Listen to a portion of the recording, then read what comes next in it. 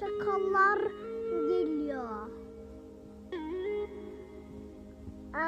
Ve kurtlar da geliyor.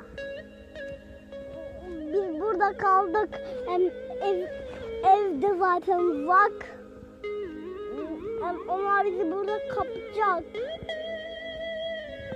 Ama yine de bizim pençelerimiz var. Bir pençelerimizle onları çizeriz.